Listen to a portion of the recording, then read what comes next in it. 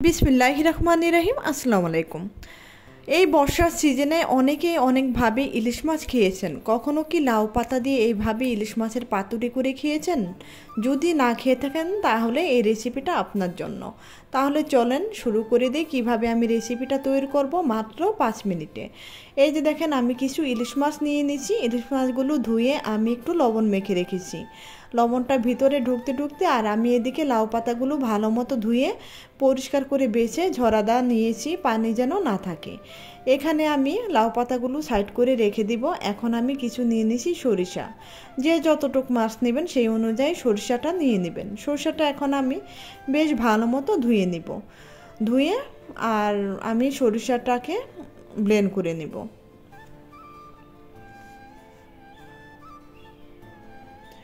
সরিষাটা তো ধোয়া হয়ে গেছে, একটা ছাঁকনিতে আমি ছেঁকে নিলাম, তারপরে ব্লেন্ডারে দিয়ে দিলাম। এখন আমি ব্লেন্ড করে নিব। সঙ্গে দিয়ে দিব 2টা কাঁচামরিচ, ঝাল যে যতটুকু খান সেই অনুযায়ী দিয়ে দিবেন।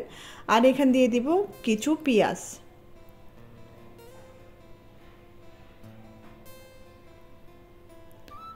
পেঁয়াজটা দিয়ে যে আমি ব্লেন্ড করে নিয়ে আসলাম। এখন আমি মশলাটা দিয়ে দিব সম্পূর্ণ মাছের মধ্যে। ভিডিওটা যদি আপনাদের একটুও ভালো লেগে থাকে তাহলে প্লিজ সুন্দর সুন্দর ভিডিও পাওয়ার জন্য একটা লাইক দিয়ে দিবেন। আর যারা আমার চ্যানেলে নতুন আসছেন প্লিজ সাবস্ক্রাইব করে দিবেন। সরিষা বাটা দিয়ে এই যে দিয়ে দিলাম একটু টক দই। ঘরে যদি টক দই না থাকে মিষ্টি দই দিয়ে একটু লেবু দিয়ে দিবেন, তাহলেই টক হয়ে যাবে।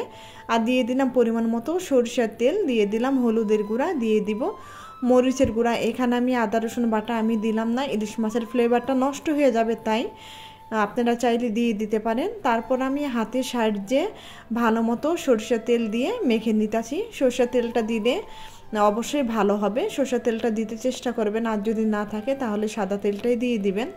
বেশ ভালো মতো মাছটাকে মেখে রেখে দিলাম সাইড করে।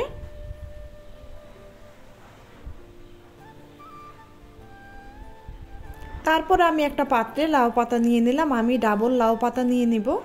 কচি কচি লাউ পাতা হলে খুবই ভালো হয়। একদম কচি পাতাগুলো আমি নিয়েছি, একটু বয়স্ক পাতা হলে সেটা ভালো লাগবে না।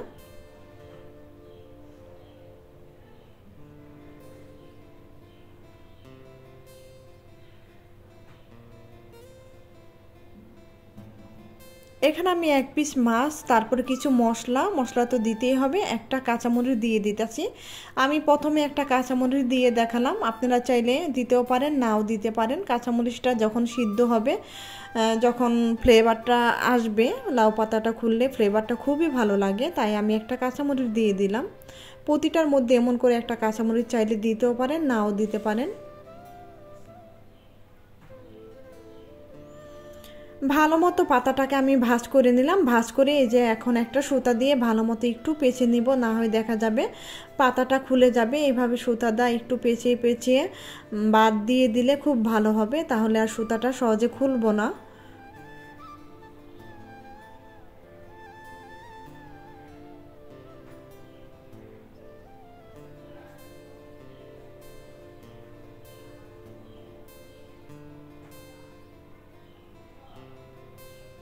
এভাবে করে আমি প্রতিটাকে এভাবে করে মুড়িয়ে নিব লাউ পাতায়। আর একটা একটা করে কড়াইতে তেল গরম করে অল্প একটু তেল দিয়ে এই যে আমি বসাই দিলাম। কড়াইতে হালকা তেল দিয়ে দিলাম, বেশি তেল কিন্তু দিয়ে নাই। আর ওদিকে একটা একটা করে ভাঁজ করে আমি কড়ার মধ্যে দিয়ে দিব।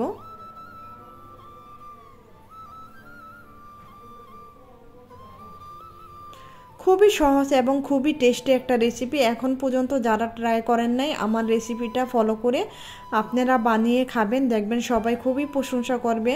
আর ভেতরটা মাশাআল্লাহ একদম মাখনের মতো হয়ে যায় মাছটা। এই যে আমার পাতুরিগুলি হয়ে গেল। আমি এখানে বেশি না 5টা মাছের পাতুরি করেছি, আর বাকি যেটা ছিল সেটা আমি ভাপে দিয়ে একটা বাটিতে ভাপে দিয়ে রান্না করে নিতেছি, ইলিশ ভাপা। একই সিস্টেমে এইভাবে বাটিতে করে ইলিশ ভাপা করা যায়, খুবই টেস্ট হয়।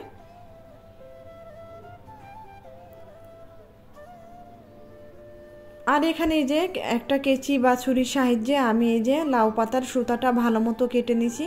আর খেতে বসে গেলাম বিসমিল্লাহ বলে। গরম গরম ভাতের সঙ্গে এমন ইলিশ মাছের পাতুরি হলে আর কিছুই লাগে না।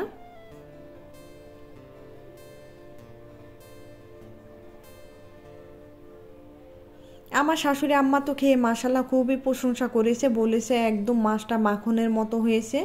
মেন হলো দইটা দিলে এই মাছটা খুবই টেস্ট হয়। আর লাউ পাতাটাও কিন্তু ফেলে দিব না, লাউ পাতাটাও কিন্তু খাওয়া যায়, খুবই টেস্টি হয়। আপনারা বাসায় একদিন হলেও ট্রাই করে দেখবেন। আর যারা খেয়েছেন তারা তো জানেনই এটা কতটা টেস্ট হয়। আর আমি আজকের মতো এখানেই বিদায় নিব। আবারও চলে আসবো নিউ আরেকটি লাইফস্টাইল ডেলি ব্লগ নিয়ে।